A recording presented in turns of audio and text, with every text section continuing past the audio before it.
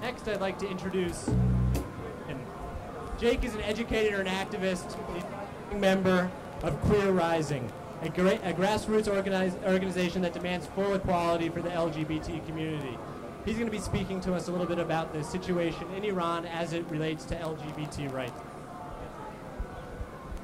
Thank you, everybody. Thank you, Chris. My name again is Jake Goodman. I'm a member of Queer Rising, and I want to say that I'm very honored to be here and to be invited by Iran180 to talk about human rights situations in Iran, excuse me, as relates specifically to the lesbian, gay, bisexual, and transgender community, or the LGBT community in Iran. And just to get it off the table, do any of you remember when Iranian President Mahmoud Ahmadinejad spoke at Columbia University in 2007? Yeah? When he was confronted on his record of human rights violations against women and also people of the LGBT community, he responded, "But there are no gay people in Iran." And people in Iran, not in Iran, the Columbia University students laughed him out of the room because they knew and they understand that there are LGBT people in every race, in every religion, every ethnicity, every age demographic, and every country in the world. Iran is no exception. It was ludicrous, it was insulting, and it was also very scary because Ahmadinejad's word helped to give a window to the Iranian government's official position that everyone in Iran is heterosexual, and homosexuality is a violation of the supreme will of God. LGBT people do not exist, and therefore there do not need to be any human rights violations, human rights protections for them, because they don't exist. My goal here today is to simply paint a picture of what life in Iran must be like for an LGBT person. I could talk about examples of human rights violations which happen all the time. How, for an example, in 2007, a 13-year-old boy was falsely accused of rape, sodomy of 3 teenage boys and was executed. Of how so many political dissidents are falsely accused of homosexuality, are charged, tried, and executed or disappeared. And also how, I could talk about how people try to get asylum away from Iran, except for the fact that they cannot because there are other countries with greater need. My goal today is to talk about the laws and to let you know what laws affect LGBT people on a daily basis, because these laws in themselves are human rights violations. So first of all, in Iran, homosexuality is a crime that is punishable by imprisonment, capital punishment, and in some cases execution. Transsexualism, or transsexuality, is legal in Iran if it is accompanied by a gender reassignment surgery.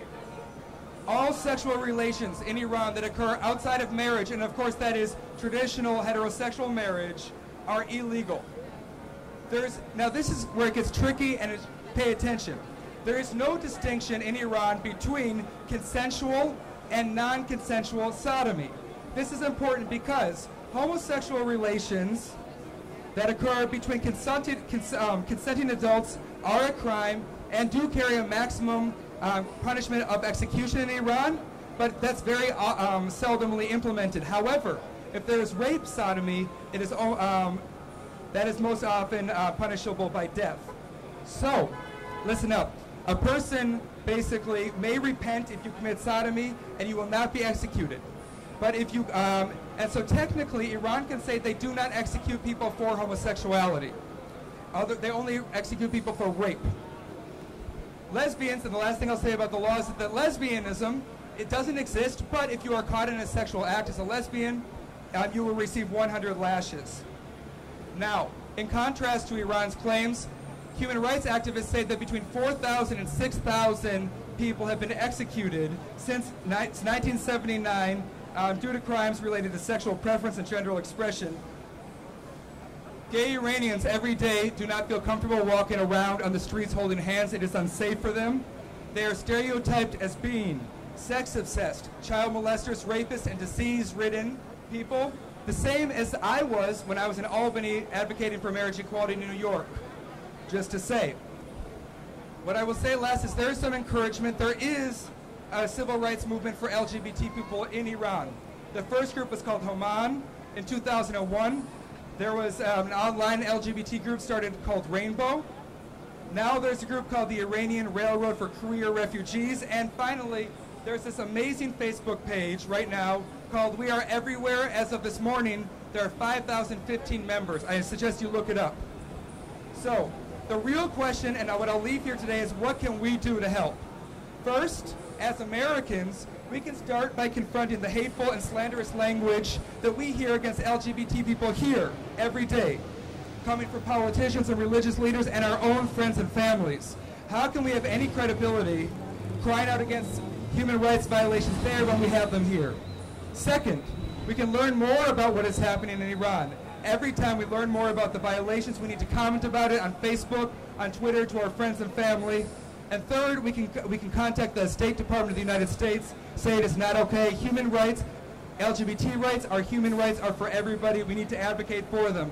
Thank you very much.